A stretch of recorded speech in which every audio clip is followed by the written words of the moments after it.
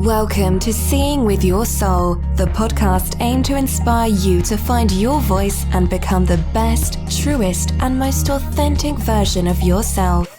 Spiritually intimate soul-to-soul conversations, life-changing insights, and spiritual teaching and healing. Real, raw, unfiltered. Join your host, Tisha Michelle.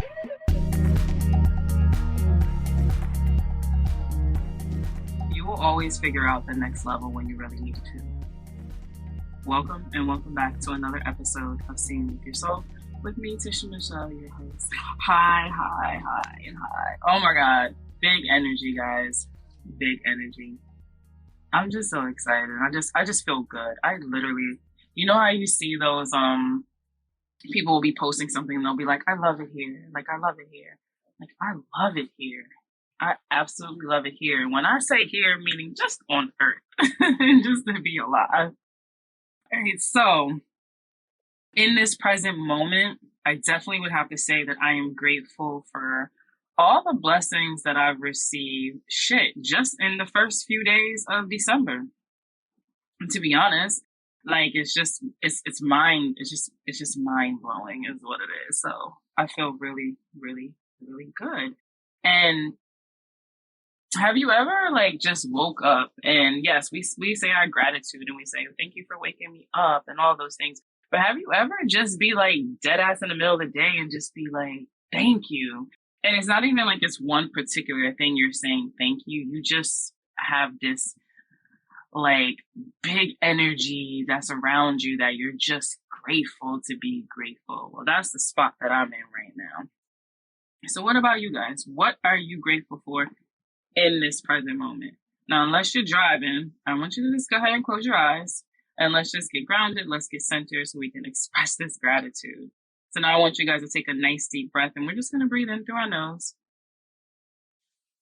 and just out through our mouth.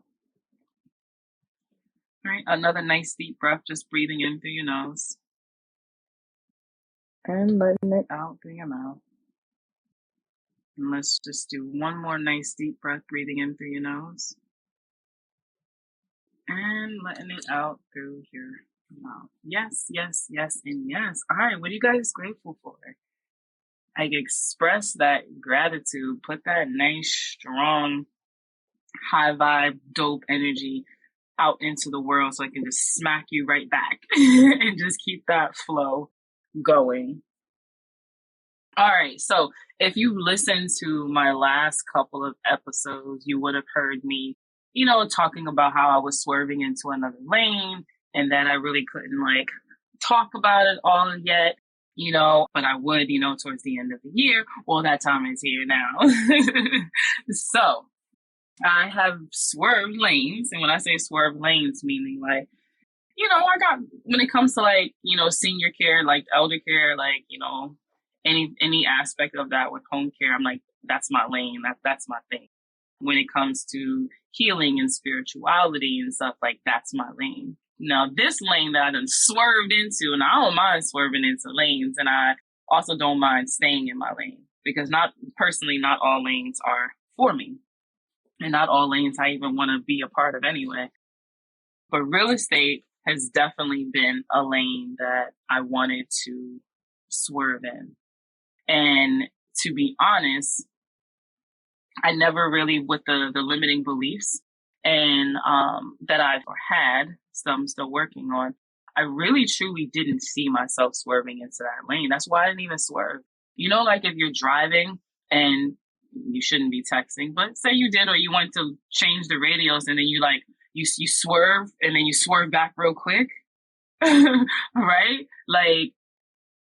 I didn't even attempt to swerve real quick and jump back, right? Because in my mind, those core beliefs was that's not something that I can see myself being able to do, even though I wanted to. My first experience into real estate was probably when I was about 18 or 19, and I worked for my ex-husband brother, which is also my best friend Gloria, the one that passed away, that sparked where I'm at today with even having this podcast. Her brother, I worked for him Yeah, I was, yeah, 'cause I think I went to the military like 21. So it was a little before, about 18, 19. And I worked for him at his construction company. So they had everything. They had the management, they had the property management, they had the actual, like, with the realtors, they had the construction company. And I worked there with him. And I was so green, guys, just in general. Like, he taught me how to properly mail a letter, not like fill out the envelope, but like fold it and fold it like nice and neat and fold it so that way when they take it out of the envelope and they open it, they don't have to flip it upside down. Like, who would have known there was an art to that? So he was in there. So, I learned a lot, working for him. And I remember saying, like, I wanna have like a property management company, like whatever that even means. So I've always said I wanted to have a property management company and, just manage people's properties. And then I always said I wanted to have a property, one for each kid. I don't remember at what age I said that, so how many kids I actually even had at the time. But I was like, yeah, I just want to have one for each kid. But that was the extent of it. That was that. I didn't go and take, like, at that time, I didn't go and take a class or anything or learn about property management. That was just that. Well, then back in like 2000, and I want to say it was like 6 or 7, I was like, I'm going to get my real estate license. So I took the course, and it was like the self-paced course, and I took it, and it was like up. I didn't finish it. It was up for like expiration. So expired, and I renewed it. You pay like a small thing to renew it.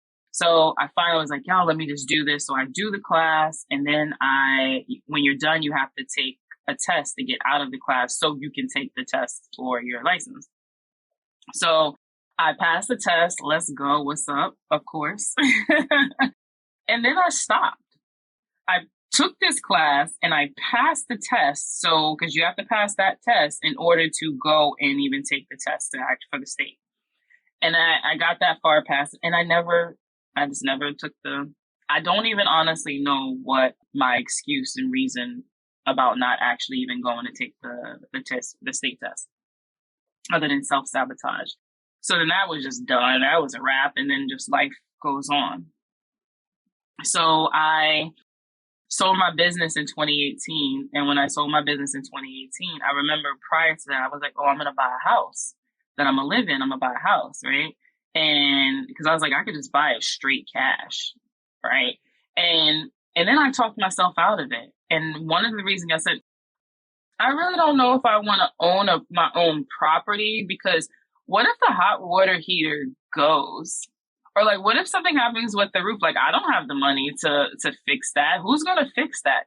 This is how I talked myself out of it. That was it, right? If you've been listening to me for a while, even the episode before this one, I talk about your subconscious mind is going to scan through on things, right? And it's going to validate a belief or it's going to invalidate a belief. So I validated the belief, right? And it was the belief that, real estate and purchasing housing, being in that sense, was out of my league. Now, I don't know exactly how that belief is worded per se, but that's what it is. So I validated that belief by saying, no, you're right. Because what if this goes wrong in the house? Who's going to fix it, and how are you going to pay for it? You don't have any money for that. So you just keep renting, and that way those problems are someone else's. So I easily shut that shit down and was like, nope, you don't need to buy a house. Nope. So I didn't. And looking back into it, I don't really like to live with regrets, but however, if I could change something, that's one of the things I definitely would have done. I would have gotten into real estate investing. Might not have actually bought the house for me and the kids to live in, but I would have definitely got into investing and getting into some either flips or like a buy and hold or something, right? So there's that. So now I'm in this space since 2018. I started working with a lot of real estate people that were in real estate. That was in 2018. And then 2019, I believe, is when I met, shout out to Christina. Christina, it might be the end of 2019. And then the people in real estate that I started working with, like, accelerated. So I had already been working with some people in 2018 before I met her. Then I met her, and then she spoke about me on a stage stages that she was on. So I got a lot of people in real estate. And when I say working with them, not just like doing a reading, but like working with them, for multiple, just like my program, really just kind of digging into some things that they wanted to work on.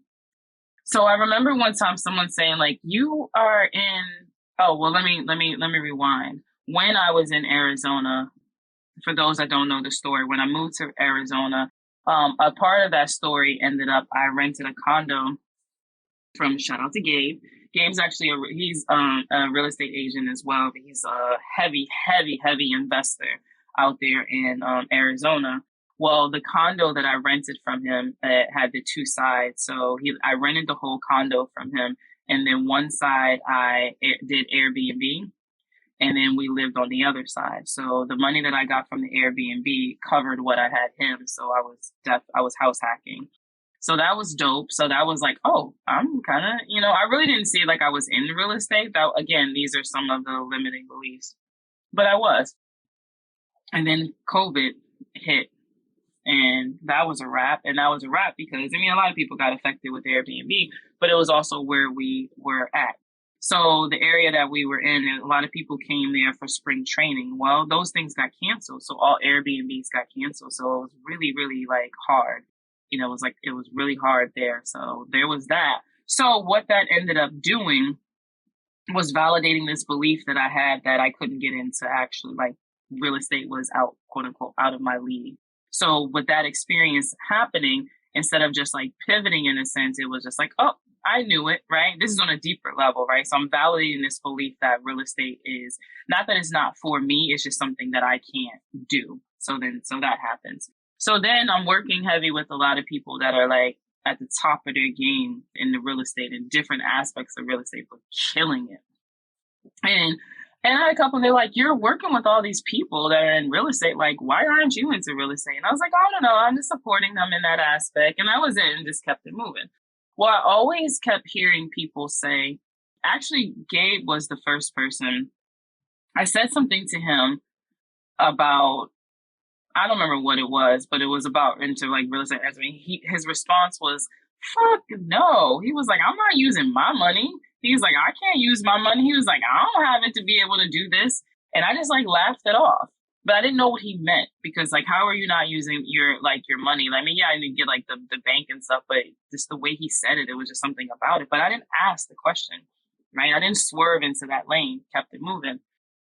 But then throughout, I keep seeing people say this, and my timeline is filled with a lot of people in real estate. So I can't escape it, right? There's just a lot of people that are into real estate. And I see them say things like use other people's money. You don't have to come out of pocket for nothing. It just didn't make any sense. Once again, I'm not swerving in that lane, right? Because there's that core, those limiting beliefs it's just not, I can't do it. So I've also been in the military, right? So in the military, you get your, you could do a VA loan, right? Where you can get 100% financing, blah, blah, blah, blah, all like the dope and stuff. Never used it, right? Ordered the certificate, got it. Didn't even know where it was when I was looking for it recently. So anyhow, so just kind of just give you a little backstory. And the reason why I'm also giving you the backstory is because the common denominator in all of what I've just shared so far is my limiting beliefs. There's a belief, and you've heard me talk, if you've been listening, you've heard me talk about that. There's beliefs that are there. Then they come from your environment. They come from your parents. They come from, school, TV. And this is no shade to any of those things or people that you're picking it up because some of it is not intentional. They just didn't know any better. So I have this limiting belief, right? Which is blocking me from being able to get into real estate and doing some of the things that I've wanted to do from a younger age, right? So I've built these relationships with people because we're working together in an intimate way. And one day, one of my other clients was invited me to dinner. She was moving and she invited me out to dinner. So it's cool. So when I get there, before I go inside, she calls me and we're talking and she's just like, oh, hey, I invited, and it was another client of mine for dinner. I'm perfectly fine with that. It doesn't bother me. I didn't know it. And, sometimes you just think like, oh, it's just going to be like us. Like, that's cool. And then it's like somebody else is about to be there. You'd be like, what? That's just weird. This is dumb. Well, I didn't feel like that because it was also a client of mine and I like her, right? So, but it did throw me off guard because I had no idea. Cool. So we go and we're eating, and naturally, real estate comes up. And I say naturally because that's the field that they're in, right? So that comes up. So she makes, my clients makes a comment about, yeah, you can find a good deal, like you'll get the money, and just talking. And she's like, and, just using other people's money. And I said, okay. This is how I said it to her. I was like, okay. I keep hearing this, using other people's money. What does that mean? And she was like, well, you get private lending. So you're not going through like the bank, you're going through someone like personally. And you don't, and most of the time you don't have to come out of pocket with any money and like no credit check. I said, wait a minute. So no credit checks. I don't have to come out of my pocket for anything. And I'm just going to get it. So in my mind, because now our subconscious is scanning and stuff, right? Looking to invalidate or validate. If it's a core belief that you have, and then there's something else that's kind of foreign coming in. It's like, wait a minute. That shit don't make no sense. What normally happens with us is we say, it's too good to be true, right? And they'd be like, well, if it's too good to be true, that's not true. That's not necessarily the case. It's just that it's conflicting with the core belief that you have. So you have to analyze it a little bit more and step back to see, like, is this a quote unquote too good to be true? Or is this just like, wait a minute, you need more information? So I said, okay, so explain this to me. She's like, well, if you find a property and the sale price, and as long as it's, and she's like, as long as it's 70% ARV. And I said, whoa, what does that even mean? Right? So a lot of times we can be having conversations with people or see something, and then someone will say something and we don't know what it is, but because there is a part of you that might feel silly for not knowing what it is, you just keep going and you have no clue. But it's super important. If it's something that you don't know or you don't understand, ask the question. It's not silly. At one point, that person didn't know. And now you're allowing this person to educate you. So you're opening yourself up to receive knowledge, right? Which is super powerful. So I was like, wait, what does that mean? And she was like, ARV means after repair value. And then she gave me an example. And she said, so if you buy it at this price and it's going to cost this much to fix it, what is it going to be worth afterwards? And I was like, oh, okay, that's dope. Okay. She says, so as long as it's under 70%, and you can wrap everything into the purchase price and the money that you need to fix it up, you can get private money. So she proceeded to say that she's a lender. She does private money. And I'm like, so in my mind, I'm like, so at that moment I said, this is why we're all here together. Okay. This makes sense. This conversation needed to be had because it's something that was coming up. But again, I was pushing it off. So I asked her, I said, so I just got to look for a property. I just got to do that. She's like, yeah, just find it. She's like, the money is not the hardest part. She said, it's finding the deal. She said, if it's a good deal, you'll find the money. Again, my subconscious mind was like, alert. Like this is conflicting with what your core beliefs are. So I was like, okay. She's like, yeah, just let me know. And she's like, I'll send you what I need. She's like, I'll send you a sample when you're requesting funding. So I was like, okay, cool. So I go and tell my friend, I was like, yeah. And I was telling her the whole story, right? So I tell her the whole story. She's also an agent, a real estate agent. So this is probably like 2 days afterwards, I'm telling her that. And I was like, yeah, I just need to find something. But I'm like, oh, but then I got to do that whole off market thing. Blah, blah, blah, blah. I'm hearing them talking about I got to drive and do all this stuff. And like, I don't know. So again, my subconscious mind is not feeling it. It's an alert that's going up. So it's trying to scan through so it can just validate the belief that you can't get into real estate. So, but there's still me. The battle is always you versus you, me versus me. So I'm still kind of trying to swerve a little bit, into there. So then I'm listening to this podcast, and it's on the Bigger Pockets podcast. And one thing that they said was, when you're starting out, don't be afraid to use the MLS. Don't be afraid to use an agent. Don't be afraid to use a real estate agent. So that way they can hold your hand and you can have that protection. And, as you're getting the experience and the guidance going forward, say less. So I was talking to my friend who, like I said, she's an agent. So I was telling her, and they was like, yeah, get an agent to set up a profile for you. So I'm telling her, she's like, oh yeah, absolutely. We can do that. So she sets up a profile. And I start getting all these houses that's coming through based off of what I was, looking, interested in.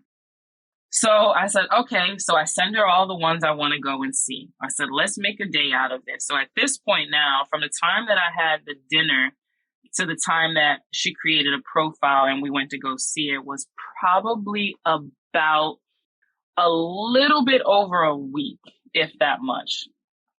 It was about a week later, I'm looking at properties. And I'm going through and I'm seeing all these properties and I'm like, oh my God, I really like this. I like this. But I do remember they say, kind of fall back on your emotions, right? And then I know this very well in life is being very mindful of what you're attaching yourself to, right? So I'm like, nah, this will be cool. This will be cool, like whatever. So one thing that one of my clients said, she said, just put offers in, just put offers, like lock it in. Okay. So I put, some offers in, and there was one that I really wanted, right? I was like, all right, I'm not trying to be like emotionally attached. I said, but I want this. I feel good. So at this point now, I'm not approaching it in a sense of like, oh my God, I'm so excited. This is new. And I'm in the candy shop and all. I'm also, because I've done a really, really good job these past few years, leaning in and trusting in myself and knowing that gut feeling of like what feels good, even if there's nothing logical to back it up, right? So I'm still me. I might be swerving into a new lane, like you might be swerving into something new, but you're still you, and you know yourself, right? So I know myself, and I'm like, I really want this, and I feel good about this, right? So I go to my client who's also going to be the lender. Now, let me tell you, let me pause. Like when I built my home care agency, I built that off of relationship building, right? And I talked about it on the episode, but you might be new, so welcome again. And I talked about how I built that agency from the ground up. It wasn't a franchise or nothing. I didn't have the money, the funds to market on TV or radio or, the pay-per-clicks and be up at the top. I didn't have that budget. But what I did have was my number one gift, which is my ability to connect to others, right? So I built that off of relationship building. So I know the importance of, building relationships. So now this client that I'm working with, right, we've already established a relationship, right? She's trusted me with the most intimate part of herself, right? Like your shadow, the part that you hide from the world. You open that up to me, right? So we already like, we locked in, right? So it's super important. And now this is her lane, and she's killing it in this lane in real estate. And now she's willing to help me, right? I'm like, this is actually pretty dope. So I go to her and I said, hey, they accepted this. No, I told her that I put this in, and what does she think? And I gave her the information. So what she said, all right, after she looked everything up, she said, I want you to offer him two things. Offer him this amount for cash, like you'll pay cash in this dollar amount, or ask him if he's willing to do seller financing. I said, well, what is that? And she said, well, seller financing is that instead of going to like a bank or anything, the seller is going to be the bank. He's going to finance it and you make like these payments. I was like, oh, okay. So took it to the agent and she reached out to there. Well, he entertained the seller financing. He wanted the cash if I was to go up some, but there wasn't really much room to like flex on the cash price, right? There wasn't too much room to be able, because they still needed to be like, do renovations. So we went with the seller financing. So I was like, okay, I would have never thought about that, but that's what's up. So we go through this process, right? And I don't know if I said it or not, but this deal is actually 3 properties. He's only selling it as a package. So this, my first deal that I'm looking at, is 3 properties. And not only are they 3 properties, they're zoned for commercial. They're dead ass in the middle of commercial, like business. So 30,000 people ride in front of it every day. So now I'm like, oh shit, this is something even bigger, and downloads and things is popping in. So we got to work out those kinks and those deals. And, he tried his hand and wanted like a $50,000 deposit, just to even move forward. But we shut that down. That was just crazy. But yeah, look, I ain't mad at you. Try your hand, right? So anyway, so there's that. That's what that deal. So we're going, back and forth on just little things to hash out this agreement.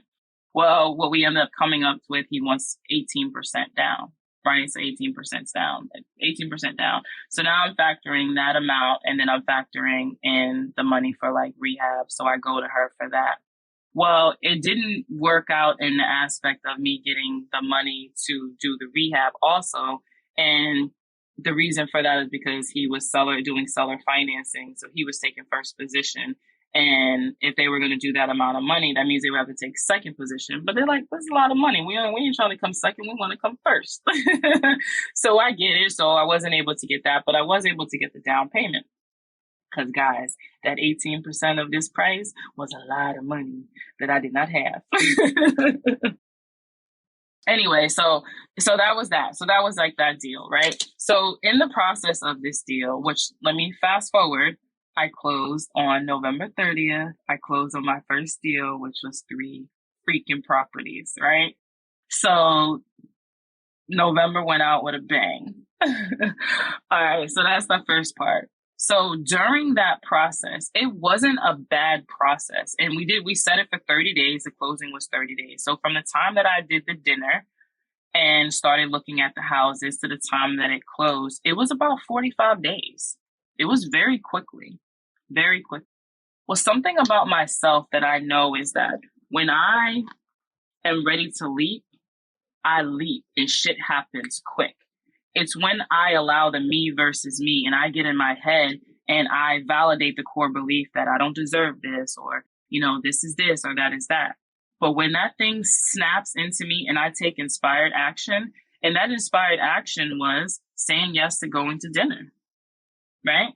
Saying yes to going to dinner and being open that somebody else was coming, even though I didn't know that off there, right? So that's me going with the flow. That was the reason why that all happened the way that it did to bring me to this point now. But what ended up happening in those 30 days of closing was, again, if you know me or have been listening to me, I've been very open and vulnerable to share that one of my biggest struggles that I'm here to overcome is asking for help and allowing myself to receive it, right? So in those 30 days, everything was tested around that. I was like, shit. So different things that's going on with this deal and stuff is in the hands of someone else. And it made me very uncomfortable, y'all. I got to wait for this person, or I got to wait to get the approval, or I got to ask for this and I got to ask for that. And it made literally my stomach hurt. Literally my stomach hurt so bad because I was faced with it. And when the best way to get over a fear is to face that shit head on. And then sometimes you got to do it over and over and over and over. So you're no longer afraid to do it. You're no longer afraid to ask anybody for anything because you see it's not that scary. It's really not scary at all. It's just this illusion and this stuff that's put into your head. So so I'm like, I got to wait on somebody for this. Well, I'm not really sure. Everything is up in the air. Well, what is this going to be like? What is that going to be like? And I was like, oh my God, I'm being faced with all of this, right? But I'm believing in myself. So I'm like, screw it. I got to do this. Well, the seller that was now here it is, this stranger that I don't know is willing to finance this to me. So I'm like, yo, he don't even know me. So again, it's trying to validate or invalidate. I'm like, oh my God, he's going to want to do a credit check. He's going to want to verify all this thing. He's going to need all this stuff. And then I was like, stop it. Just stop it. You are creating stuff in your head that has not happened. So then the seller says to the agent, relates to the agent, let's set up a meeting because I want to meet her. I hadn't met him. I hadn't even talked to him. It was just agent to agents, right? And I was like, okay. So we set up to meet at his agent. So my agent, AKA my girl, and him and his agent were to meet at the office. So on my way there, now my stomach is upset even more because now in my mind, I'm feeling like I have to go and sit in front of someone and ask them to do this for me. And I have to sell myself to this person. And it was thought to me, it was like, fuck that. You ain't selling yourself to nobody. It's just what it is. And I was like, stop it, ego, stop it. You need to take a back seat. So I just prayed over it and I said, because, and I've talked about this, to you guys before, that when we have that nervousness or that fear, it's just energy. Everything is energy. So it's up to you what you do with that energy. So this is me talking to myself driving there. I'm like, yo, it's up to me what I do with this energy. So I was praying over the conversation and how I approach this. And all I kept hearing was, just be yourself. Just be yourself. And I was like, say less. So I heard it a couple times and I was just like, say less. You're right. Just be myself. And then that nervousness just went away. Because one thing I do know how to do is be myself. And my number one gift is my ability to connect to others. And I've always known that. So I'm going to be myself. So we get in there. As soon as we walk in, he stands up, he shakes my hand, and he says, before we get started, I just want to say that I really commend you. And he called me young. So I was like, oh, what's up? He was like, I really commend you for, getting into real estate. And he was like, and being young and doing something that's going to create generational wealth. So I just want to say, I really commend you for taking that step and stepping into that. Wait, what? I was nervous on the way over here and you start the conversation off like that? Yo, this is wild. So I was like, thank you, da da da da. So he was like, I just wanted to meet and I just wanted to really, talk about something. So we just talked about some stuff and he was like, you know what? I'm even more sold now that I met you. And then I'm gassed, my head's all gas and I'm smiling. And I was like, oh, I really appreciate that. And that's because it's me, right? Just like it's you. Like, you guys, be yourself, show up who express yourself the way that you want to express yourself. Show up as you. You don't have to conform to anybody else. You don't have to be nervous if you have to go in and feel like you got to sell yourself and all. Just be you. Just be yourself, right? And lean into that, embrace that. And this is where the magic happens. So I didn't go in there to be like, oh, I should be super proper. I should be this or I should be that. Nah, I was just me. If I'm making jokes or I'm thinking I'm just me because that's just what it is. Right? So we have that conversation and we walk out. I'm like, yo, this dude don't know me at all. He's willing to finance over $300K to me. No credit check. Didn't have to, make X amount of money, any of that stuff. And he just did it off of the strength. I don't know what he did it off of the strength of before he actually met me, to be honest, other than that was divine. That was how spirit will put you and put people in your path, right? To connect. So if there's something that you wanted to do or you put, out there, and as you're getting closer and you're starting to learn more about yourself and embrace yourself and be more of who you are and identify some of these patterns and you start, working through your shadow and working through those things, the things that you desire that you want to do or that spirit knows that is on your highest path, spirit's going to connect you to the people, but you got to do your part, right? You got to do your part, right? You got to take that action and you got to trust. And if you really want it, you're going to go for it and you're going to do the things. So what if he wanted to check my credit? So what if he was asking for these things as he should have, right? It wouldn't have been wrong if he was asking for those things. So, spirit connected me to this guy. It was super dope because I was like, yo, what just happened? So my mind is blown between him and then between my client. So it's my mind is just blown in the aspect of yo, did this just happen? This just happened. And I'm like, of course it just happened. Of course it did. Because when that thing snaps within me, and again, it's my intuition, because I don't really have anything logical to back it up. But when you trust that, I trusted it within myself, everything else starts to fall in place. Because you're not all caught up in how and what about this and what about that. Now, mind you, when it would pop into my head and I'd be like, yo, stop, just stop. Why? Don't do that. Don't do that. So I was trusting what I was feeling, even though nothing logical to me made any sense because I had that core belief. Everything just started working out. Everything started falling into place. And we were supposed to close on the 29th, but we ended up closing on the 30th, right? So that's not bad. We ended up closing the next day in that sense. So anyway, so when you are elevating and when you are growing, it's when you are in the most uncomfortable position, right? But when you're facing those fears and you're so uncomfortable and you pop through it, one, you get to look to the left and you get to look to the right and you're like, oh shit, that didn't kill me, right? That's number one. And you might say, oh, that wasn't that scary. And then number two, you get the things that you're seeking and you're desiring, the things that's going to help make you better because you face that versus staying paralyzed. And basically it's like you put the handcuffs on yourself. Like you put those handcuffs on you. Nobody else put them there. You did. Now it's up to you to take them off. So my client, one thing that she said to me, she said, reach out to your network. She was like, you would be surprised how much money you can find and how many people want to help you and want to see you succeed. And she kept saying that, and it was just making me uncomfortable because I'm like, I'm not asking nobody in this. I'm just rocking with you. Like this is dumb. This is just weird. I'm not asking nobody nothing like that. But that was just me being ridiculous, right? Me being like, oh, okay, well, I found this person that's willing to do this, so I'm just going to stick with you, and I'm not going to ask anybody else. It was because I didn't want to be uncomfortable. Because what it all boils down to, when we are afraid to ask for help, it's not because, oh, that's my problem. We don't want to be rejected. So somewhere along the line in my life, and I know where, because I didn't have discernment as a kid, right? I felt like I was rejected, and I didn't like that feeling. So why would I put myself in a position like that to be rejected, right? And I know some of you listening can relate.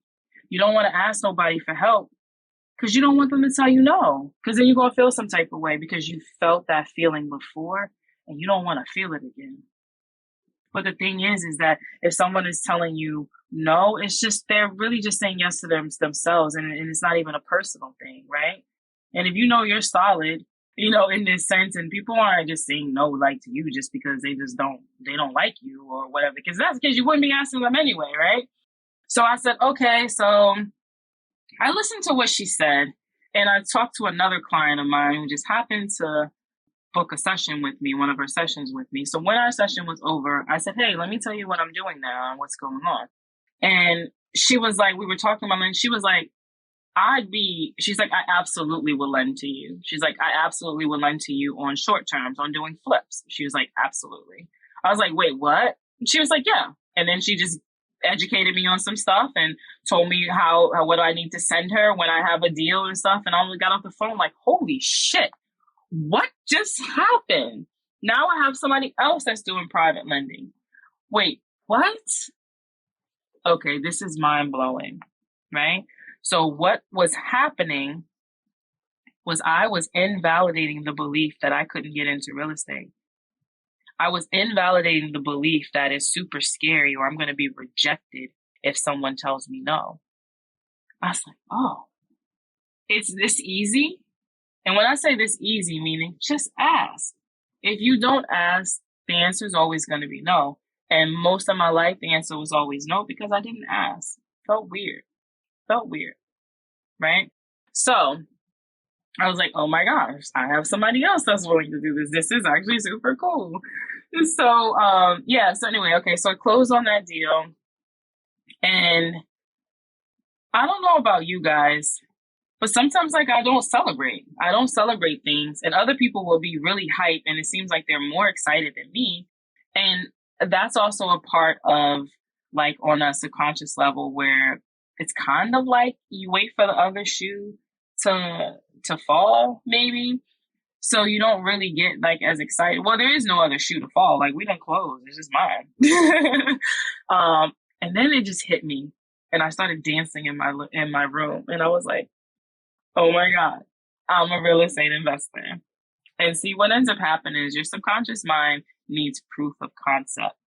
So while I'm seeing other people doing these things and they're saying all that, I need proof of concept, right? I'm an experienced person, right? I ain't going to talk to you about something unless I experienced it myself.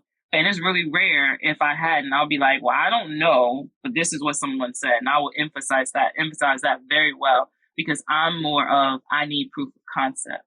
I need to see that you could use other people's money, that you could come to the table with no money down, da da da da. I need that proof of concept. And in that moment, I realized I had the proof of concept. I said, I did it. I did it. I only actually came out of pocket like $600, and that $600 was to get the homeowner's insurance, the down payment to get that started for the 3 properties. Yeah, that was what I came out of pocket with, and I just copped three houses, right? I was like, holy shit, this is real. I'm over here playing real life Monopoly. And I love Monopoly. And I'm like, oh, this is Monopoly, but it's Monopoly your way. Because it's not just one way to be a banker, the traditional way. Like, you make your own bank. You could create your own bank. You need $25,000 and you don't have it and you can't get it from one person. You can go to 25 people and get 1,000. You create your own bank, right? And I was like, holy shit, I'm getting and I'm understanding this, right? So so we closed that deal. I'm super excited. I'm hype. I'm like, yo, this is great. Well, let me tell you the second part of that. So one of the properties, I'm actually going to convert it to open up my metaphysical shop. So my Heal, Wine, and Glow is going to have its first home. I had an office space, but it's first home where when I'm in Virginia, I will do, sessions and classes and stuff there. I'm going to bring in other people too, but I'm going to sell crystals and stones and tarot cards and sage and, all the feel good candles and all of that stuff. But I'm also going to have the bottom part. I'm getting them to turn it into a podcast room, which is where I will do the live podcasting. So I can have the video and stuff to put onto my network, and they're going to make it soundproof and all this dope stuff, right? And then I'll have a room for meditation. I'll have a room where I'm going to bring in a massage therapist, and I'm going to bring in a Reiki healer in there. So it's going to be a whole dope ass vibe. And I will keep you guys posted, because when I do the grand opening, I will be inviting everyone and have some people that's going to actually fly in for the day before. But I'll keep you guys posted on that. And that will be sometime next year. I'm looking at June, July, if everything goes well in that sense, but I'll keep you posted on that. So the thing is, I'm swerved into another lane, but I'm also combined what it is that I do with that lane. So it's more than just a transaction, more than just a property to be like, oh, I'm an investor, but I'm also being able to have a nice, dope space where I can continue helping other people to evolve and grow and just remembering who the hell they are, right? In different aspects and stuff. And it's all around the healing. So that's there. So I'll definitely keep you guys posted on that. And by the time you listen to this, I would have closed on my second deal, which while I'm recording it right now, it's actually tomorrow. I'm closing on my second deal, and that one is going to be a flip. So it'll be my first flip property that I'm going to rehab that, and then I'm going to flip it straight cash, because I need that cash going into doing more real estate. So, another thing. So the attorney that we used, which was the seller's attorney, and we used his attorney, but that was for a particular reason. Well, he's selling me a property that I'll be going to see in 2 days from. By the time you guys listen to this episode, I would have already went to see the property. So this is now an off-market deal with him. And then the seller, the guy who financed all that with me that I just met, he called me a couple of days ago, and we were talking about something, and he said, next month, he said, for January, he said, because I can't do anything this year. He said, but next month, he said, I want to talk to you about 3 duplexes that I would like to sell you. What? What just happened? And I was like, God, universe, my spirit guides, my ancestors, what's up? Thank you. And I'm like, yo, this is crazy. So from that one transaction and connecting with him, he's like, yo, I got 3 duplexes. And he's 70 something years old. He's like, I got 3 duplexes that I want to talk to you about, that I want to sell to you. If you're interested, yeah, let's go. And then the attorney has another, one. And I'm like, wait a minute, I don't have to go and look for these things. This is crazy. This is so mind blowing. And then the seller, he said to me, he said, I've been doing this for a lot of years. And he owns car dealerships and stuff too. He said, So if you ever need me help with anything or you got any questions, he was like, just call me on my cell. He was like, more than willing to like help you any way that I can. Mind you, this is a man that I'd only seen one time, and that was because he wanted that meeting. And then now we're just talking because before it was through there, and he's already pouring and stuff like into me. So I'm like, yo, this is so dope. This is nothing but divine. This is nothing but spirit connecting me with these people. And that's like how it works. As you're going through life, spirit will connect you with people. Will connect you with the people that's to help elevate you and that's to help you to grow. And the thing with me is I've been putting in the work, right? I've been putting in the work and it's been getting smacked right back to me. So while I'm working and supporting all of these beautiful people on their journey, which I'm so humble, by that, now they're able to help me out and the thing that they rock in. And I'm like, yo, this is such a beautiful exchange of energy. And that's what it is, a beautiful exchange of energy. And it's super, super, super dope, right? So, yeah. So your girl is a real estate investor, like, hello. And I, face very, very, very heavy things that I struggle with, right? And I've never, lied to you guys and like, oh, I got all the answers and I figured everything out and I don't have any problems. Bullshit. I'm evolving and growing every single day, just like you guys, right? Yeah. So being uncomfortable in that sense. And I can tell you in these past 45 days, well, actually a little bit more than 45 now, because after we close on the 30th of there, so past 50 or so days is probably the most that I've asked for anything in my whole entire life, right? I'm reaching out to some people, my other clients, and I'm like, hey, this is what I'm looking at. This is what I have. And do you do private lending or have someone you can connect me with? And people are responding and they're like, yeah, I do on the micro level, but all my money is tied up right now. Once these deals close, if you still need that or you have a deal, let me know. Or they're like, yeah, my money is tied up right now, but this is some money that I've used and given me the contact. And not once in those instances, a couple of days ago, when I was sending those messages to people, did I feel like I was being rejected. Not once. And I was like, holy shit, I'm growing. I am growing in this because I didn't feel like I was being rejected. Even though they said no, they weren't saying no to me. They was just like, my money is tied up right now, but when it's free, if you got something, let's talk. Or because they could not do it, they said, but here's someone that I've used and given me contact information. So now you're connecting me to your connect. And that's super powerful, right? And this is by facing your fear. So whatever it is that you may be going through right now and you may be feeling like, yeah, I struggle with asking for help and stuff too, think about it. Lean into what it is right now. What do you need right now? In this present moment, what do you need right now? And ask for it. Ask for it. Ask for what it is that you need. Or if it's something else and that's not your thing and it's something else that you're struggling with or you really have a hard time with, like allowing someone to love you, I challenge you to allow that person to love you. Allow yourself to be happy and to feel good. Face whatever it is that has this hold on you so you can take the handcuffs off yourself. And when you take those handcuffs off yourself, you're like, oh, this is freedom. This is what this look like. This is what this feels like. And then you're asking God to send you more of this feeling. Send you more of this feeling. But you got to do your part. You got to do your part. If spirit is connecting you with people or putting you, that's kind of like if we were together, right? And I know you do hair and I know you do makeup, right? It's me, you, and then I'm talking to somebody else, right? And all three of us, we're just standing there talking. And then they're saying like, oh yeah, I'm getting ready to get married. I don't know who like do hair, da da da. And I turn around and I say, oh, that's crazy. I'm like, yo, whoever you are, right? Like she is a beast at doing hair and she can slay with the makeup.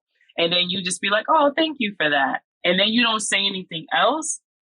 Like you let that opportunity go past, right? I threw it up for you. We're having this conversation. She's saying that she's getting ready to get married and she needs this. That is your skill. That is something that you can do. And if I open that conversation or open that door, which is the spirit opening that door, you need to walk through it. Like you got to walk through it. And don't be afraid to be like, yeah, you can thank me for complimenting you on that. And then spark the conversation with her. Next thing you know, you're doing her hair and makeup, but you're doing the whole bridal party. You slay that shit. And now all of a sudden you're booked and busy. But that's what God does for us. It'll open the door, but we have to walk through it. will put you in the right spot, but you got to say yes to your client wanting you to come out to dinner, even though you're tired and you just want to stay in your pajamas, right? You gotta tap into that inspired action, because it's only so much that whether you say God, universe, your spirit guides, angels, ancestors, whatever, can do. It'll open those doors up for you, but you got to walk through it. So I don't want this to turn into like a whole, real estate, episode and going like deeply into any of that stuff. But if anybody does have and they're looking to get into real estate, I'm damn sure no expert. I will share my experience with you, and then connect you with some other people that they are, experts into that for sure. But overall, this message is, don't be afraid to face your fears. Don't be afraid to, right? And if it's something that you want and you're seeking and you're desiring it, then it's for you. It's 100% for you. Even if it doesn't make any logical sense at all, it's for you. You just got to trust yourself and you got to move forward. And also the power in relationship building. It's the relationships that we have. Like, I see it. I've been seeing it for a while, in that sense. So I can't wait until I actually start the rehab on the Heal, Align, and Glow, and be able to come on here and talk about the opening. I'm going to be pulling all the bells and whistles, right? I'm talking about having the mayor there. I'm talking about ribbon cut. I'm going to be super, what they say, extra. Yeah, I'm going to do all of that. I'm going to do all of that. Whew. All right, guys. That's what I have for you today. As you can tell, I'm super excited. And, this is the other thing I meant to say. So a big part of the real estate that has been really on my mind or on my heart really heavy is to actually be able to leave something to my kids. And the work that I do now, while in the most humble way, I'm dope as shit is what I do. Like, I am very, very good at what I do. And I have hundreds of people in these past almost 4 years, we probably been well over that will back that up. But if something happens to me, when that time comes and I physically leave this earth, that business and those things go away. My kids can't do shit with that. Can't do nothing with that. But they absolutely can with real estate, right? They absolutely can with real estate. That is something that I can pass down to them. Also, I'm going to keep it real. So also a little bit of selfishness in it. When I physically die and I come back and I reincarnate, because at first I said when I come back, I just want to just go dolo. I don't even want to have no attachments to nobody because I don't like these attachments. Your feelings are hurt and you're sad and all that. But I changed my mind.